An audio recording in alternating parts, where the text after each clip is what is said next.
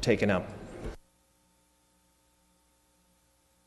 Members, we're going to take up SB 7 without reference to file by Mr. Hernandez. Clerk will read. Senate Bill 7 by Senator Hernandez and others, an act relating to tobacco. Mr. Mays, state your point of order. Mr. Speaker, ACR 1 is at the desk and sets the adjournment of the 2015-16 second extraordinary session. Sine die on February 25th, 2016. I ask for your aye vote on this resolution. Mr. Mays, that motion is out of order. We are currently taking up a bill. The bill's been read. It's before the House. Dr. Wood, you may take up the item. Thank you, Mr. Speaker and members. SBX 2-7. Mr. Bro, who made the point of order? Ms. Baker, state your point of order. I disagree with the chair on the ruling on Mr. May's motion. Ask for a roll call vote. So, Ms. Baker, you are appealing the decision of the chair. You have 2 minutes to present your case. Is there a second on that? There's a second. Ms. Baker, you have 2 minutes to present your rationale on the appeal of the decision of the chair. There's been a matter brought before the desk. It is the need for us to close the special session, the session that was brought and called upon by the governor. We closed that work. We finished that work this week in a bipartisan manner, and we need to address that issue and close this session, and I believe that is a clear measure that we should be voting on. I ask for an aye vote. Thank you, Ms. Baker. You recall Mr. Mays did not move to adjourn. He moved to take up ACR 1. We had already read and had taken up another item. That bill is before this House. The question before the body is, shall the decision of the chair be upheld to move forward with business on SB 7? Mr. Holden is asking for an aye vote on whether the decision of the chair should be sustained. Mr. Bro is asking for a no vote on the appeal of the decision of the chair. This procedural vote, members. Clerk will open the roll. All members vote who desire to vote. This on the decision, appealing the decision of the chair. Mr. Holden is asking for an aye vote. In this case, Ms. Baker is asking for a no vote. Mr. Holden is asking for an aye vote on sustaining the decision of the chair. Ms. Baker is asking for a no vote. This requires a majority of those present and voting. Clerk will close the roll. The ruling of the chair is sustained. We are back on the bill, members. Dr. Wood, you may open.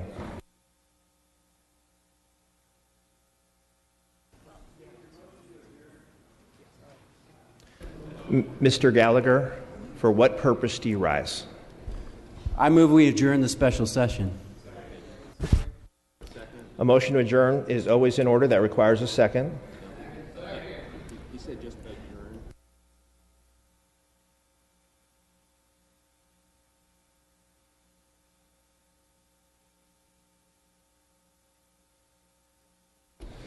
Members, this is a procedural item on the motion to adjourn. This requires a majority of those present and voting.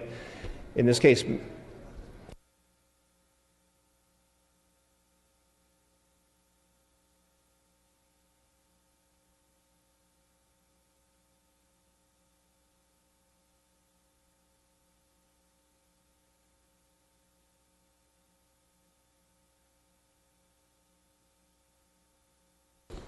members, the vote before the body is majority of those present and voting. Mr. Gallagher is asking for an aye vote on the motion to adjourn. Mr. Holden is asking for a no vote. Clerk will open the roll. Mr. Holden is asking for a no vote. Mr. Gallagher is asking for an aye vote. It's a majority of those present and voting, members. Clerk will close the roll. Motion fails. Ayes 26, noes 49. We are back on the bill. Dr. Wood, you may now open. Mr. Speaker and members, it's an honor to present SBX 27, which would increase the minimum legal age for tobacco products. Based on concerns raised by members, we have taken amendments that would exempt active duty military personnel.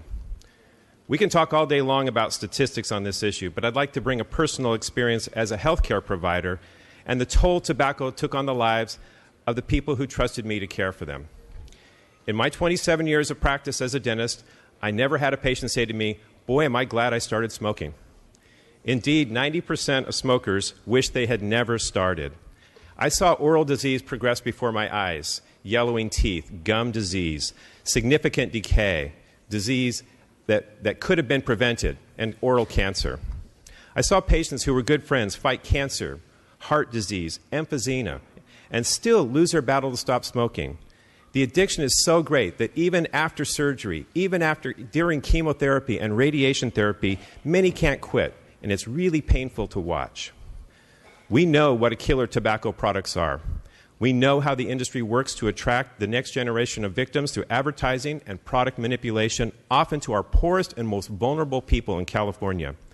Yet for years, we've been reluctant to say, enough. Let's do something productive to stem the tide and save millions of lives in the future. In the 1970s, we lowered the drinking age from 21 to 18. We found that motor vehicle accidents and fatalities skyrocketed in this age group. Eventually, states, under threat of loss of federal highway funding, gradually moved it back to 21, and we saved lives. There is a precedent for adjusting an age to accomplish public health objectives.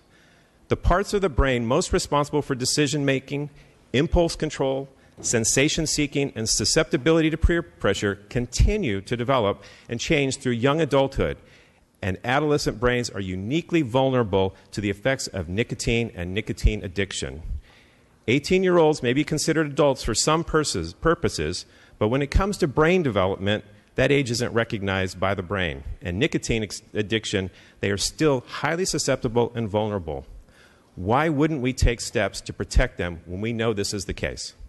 The momentum is building across the nation. Hawaii, New York City, San Francisco, Santa Clara have all moved to restrict access to tobacco to age 21. In my home city, the city of Healdsburg, we did this in 2014. We were the first city in the state of California to raise the age which you could buy tobacco products to 21. In July 2015, the CDC released a study that concludes that 75% of adults favor the age raising to 21, and 70% of active smokers feel the same way. Raising the legal age works. It's been proven in other areas. Teen smoking is enabled by buying for the younger.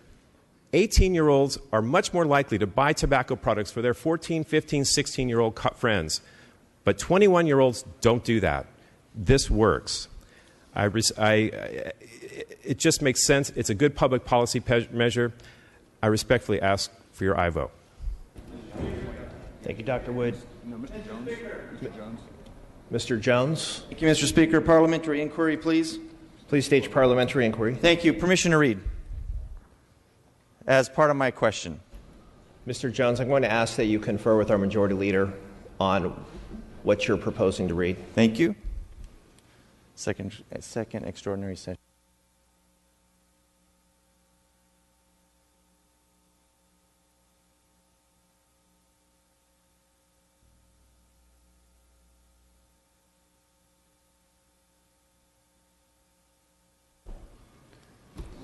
Thank you, Majority Leader, and thank you, Speaker. Mr. Jones, you may proceed. However, I want to note I did call on Mr. Linder. Please issue your parliamentary inquiry, and then we will return to debate on the floor with Mr. Linder. Mr. Jones. Thank you. I appreciate that. Thank you. I just, for the edification of the body here, want to quickly read the proclamation set forth by the Governor in calling the second extraordinary session, and then I'll follow that up with a question. Proclamation by the Governor of the State of California, whereas the state's recent expansion of health care coverage has resulted in more than 4 million additional Californians receiving coverage through Medi-Cal, and whereas, to date, the Managed Care Organization tax has provided a stable source of funding to help pay for the costs of health care expansion, And whereas the federal government has issued guidance to the state that it cannot extend the managed care organization's tax in its current format, and whereas the state will be forced to make more than $1 billion in program cuts beginning next year if the managed care organization tax is not extended, and whereas the state's general fund cannot afford to provide additional rate increases for providers of services for Medi-Cal recipients and consumers with developmental disabilities, and whereas the state's general fund cannot afford to permanently maintain a restoration of 7% of hours in home supportive services program. Thank you. Mr. Jones, I would ask that you proceed to your parliamentary inquiry. Members of this House are familiar with the language in the proclamation. Well, Mr. Speaker, somebody might want to stand up to and object to that comment, because I'm afraid that some of the members aren't familiar with the language, so I think it's pertinent to my question. Mr. Jones, I'm going to ask that you promptly proceed to your parliamentary inquiry, which is a question before this body. Thank you. The question, Mr. Speaker, is, and I appreciate your patience, is in the language of the second extraordinary session called by the governor, there's no mention of tobacco. There's no mention of 18-year-olds smoking. There's no mention of 21-year-olds smoking. The question, Mr. Speaker, is it appropriate for this body today to be taking up SB 7 under the extraordinary session, or is it more appropriate for this bill to come up under the regular session and be brought up with regular debate on the floor and in committee? Thank you for the inquiry, Mr. Jones. As you well know, there is a portion of the proclamation speaking to improving the efficiency and efficacy of the healthcare system, reduce the costs of providing healthcare services, and improving the health of Californians. It's well established tobacco use affects health of Californians. It is fully appropriate that we be dealing with these matters on the floor today. Thank you for your inquiry, Mr. Jones. Mr. Linder, you are recognized. That is not a ruling, Mr. Wagner. That is not a ruling. I answered a parliamentary inquiry. We are in the midst of debate on this item. Mr. Linder, you have the floor. Thank you, Mr. Speaker and members. Today I rise in opposition to this package of bills based on the fact that the governor did not call the secondary extraordinary session to debate the regulation in tobacco and taxation of tobacco. The governor convened this session for the purposes of reforming the MCO tax. Myself and my caucus colleagues worked in good faith with the governor and the majority party to come to a deal on this. And in this very room, just 3 days ago, everyone was celebrating the coming together of both parties when we passed MCO reform. Those feelings have since disappeared now that the majority party has decided to pervert the process. I'd be happy to debate these bills in the regular session. There is merit to some of these ideas raised, but it's my opinion that the extraordinary session is neither the time nor the place to do so. Thank you, Mr. Speaker. Thank you, Mr. Linder. Mr. Lackey, you are recognized. Yes, thank you, Speaker and members. My opposition at this particular time is like my colleagues have just stated. I think process is very, very critical to how we conduct the people's business. And I think right now the confidence of our general public is that a lot of gamesmanship goes on, and we're losing the trust of the people. So I would ask that everybody understand that process really does matter. And it's very clear. I'm not going to restate what my colleagues have already mentioned about why we oppose this process, because I think it's very clear. This was an end run on a very, very important process that we need to follow, and we're setting a precedent, or maybe we're not. Maybe this has been done many times before, and maybe that's why we don't have the confidence of the people. I would ask colleagues that you really, really respect our process, whether you support this bill or whether you oppose this bill. It's really, really critical that we really respect process, and I would therefore ask that all these bills be voted down. Thank you.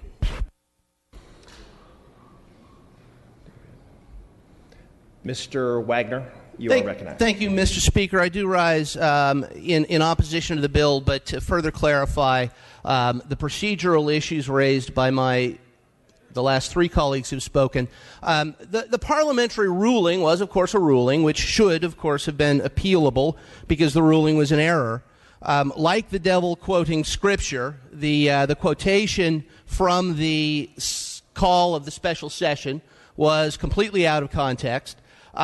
Indeed, the special session does say that we can consider legislation to improve the efficiency and efficacy of the healthcare system, reduce the costs of providing healthcare services, and improve the health of Californians. All that is in here, but curiously, if you read the language around that little hook that was used to justify that procedural ruling and used to justify the abuse of the process bringing this bill up, it is in the...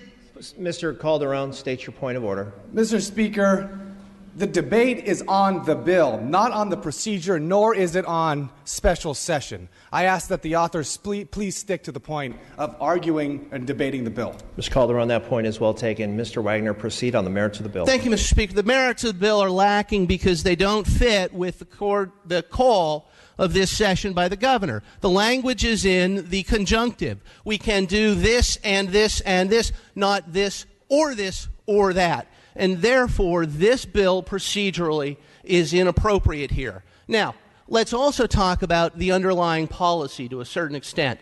It is true that we've raised the drinking age from 18 to 21. I suggest nobody in this body has ever read a newspaper article that says a teen smoker ran his car off the road because he was impaired by cigarette smoke. We're carving exceptions into this bill for our military. Well, I think those exceptions are indeed entirely appropriate. But if we have to carve exceptions, there might be something wrong with the underlying policy in the first place. We allow adults over the age of 18 to do some rather extraordinary things because we trust them and their judgment. We allow them to drive, even while smoking. We allow them to serve on juries and make critical decisions for our justice system. We allow them to vote and make maybe even more important decisions for our society.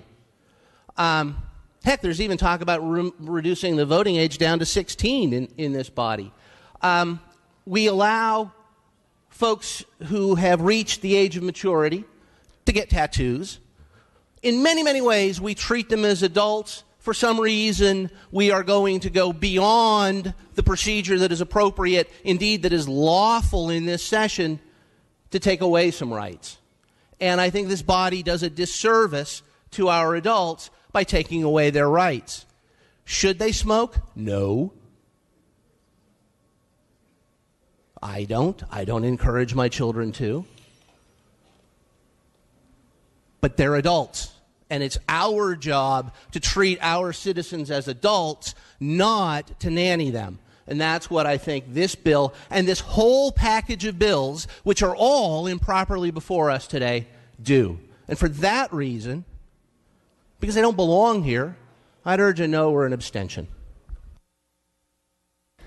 Thank you, Mr. Wagner. Ms. Olson, you are recognized. Thank you, Mr. Speaker and members. I'd like to take a minute to remind this House where we were all on Monday. On Monday, we were an example for the rest of the nation, and particularly Congress, where they can't seem to get anything done without game playing and extreme politics. But on Monday, the California legislature, all 80 members, demonstrated that we can lead, that we can work together to develop really strong, positive public policy that benefits every Californian in every single one of our districts through the MCO. And we did that in good faith. We all came together, our leaders worked really hard in developing a package that most of us were able to support, that most of us were able to go home and say, see, Republicans and Democrats can work together to get good things done. And you know what, there was an understanding that after that, the special session would be shut down. Reason being, the special session exists for the purpose of developing a new MCO plan that the feds would approve. That's the only reason it was called. by the governor, if you hearken back to a year ago. We accomplished that work, and we accomplished it in a way that none of us, or many of us, didn't think we would be able to do. But we did it, and we were proud of it. And it was a great moment for bipartisan work that benefits every Californian. And now where are we today, just a few days later? Abusing the special session, manipulating the reason that it was called in the first place. Mr. Speaker, point of order. State your point of order, Mr. Holden.